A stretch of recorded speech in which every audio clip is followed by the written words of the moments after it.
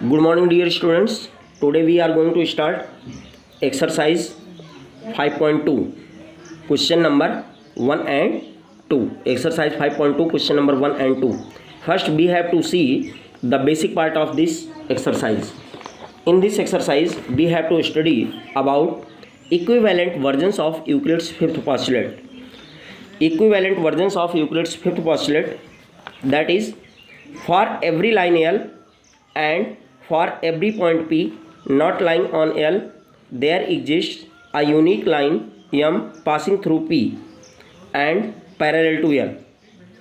For every line L and for every point P not lying on L, there exists a unique line M passing through P and parallel to L. ये जो है आपका equivalent versions of Euclid's fifth postulate है. Now we have to see the question number 1 of this exercise. 5.2 question number 1. How would you rewrite Euclid's fifth postulate so that it would be easier to understand. Euclid's fifth postulate में क्या है उसमें कि अगर हम two lines को draw करते हैं और उसके ऊपर एक थर्ड लाइन फॉल करती है, तो जिस साइड में ट्रांसवर्सल के जिस साइड में दोनों इंटीरियर एंगल का सम 180 से लेस होता है, उस साइड में लाइंस मीट करती हैं. ये है फिफ्थ पोस्टुलेट. तो यहाँ पूछा है कि how would you rewrite Euclid's fifth postulate so that it would be easier to understand. तो see the solution of this question.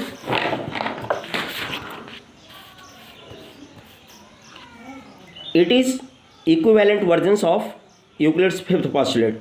You can write here, for every line L and for every point P not lying on L, there exists a unique line M passing through P and parallel to L. It is your answer. Now see the question number 2. What is question number 2? Does Euclid's fifth postulate imply the existence of parallel lines? Explain. क्या Euclid's fifth postulate parallel lines के existence को show करता है, दिखाता है या फिर नहीं? तो देखिए इसमें क्या है. सी the solution of this question. If a straight line L falls on two straight lines M and N such that sum of the interior angles on one side of L is two right angles.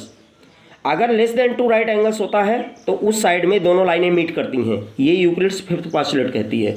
लेकिन यहाँ हम क्या ले रहे हैं कि उन दोनों का सम ना तो less than two right angles है और ना ही more than two right angles है. यहाँ बात हो रही है they are equal to two right angles.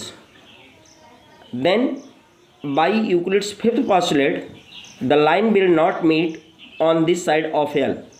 क्योंकि मीट करने के लिए इन दोनों का एंगल का सम जो है लेस देन 180 डिग्री यानी टू राइट एंगल से लेस होना चाहिए. तो अगर मान लो टू राइट एंगल्स के इक्वल है तो इसका मतलब है the lines never will meet to each other. तो ये हो गया आपका. Similarly if the sum of interior angles on the other side of L of line L will also be two right angles, therefore they will not meet on the other side also. यानी अगर इसी तरीके से दूसरे side भी अगर इन दोनों interior angles का सम टू राइट एंगल्स ही है तो इसका मतलब है कि उस साइड भी दोनों लाइनें मीट नहीं करेंगी. So the lines M and N never meet and are therefore parallel. इस तरीके से M और N लाइनें जो हैं वो कभी भी मीट नहीं करती हैं और इसलिए ये दोनों क्या होंगी, पैरेलल होंगी. It is your answer. Now you have to complete question number 1 and 2 in your fair register. Now your chapter number 5 end. Thank you and have a nice day.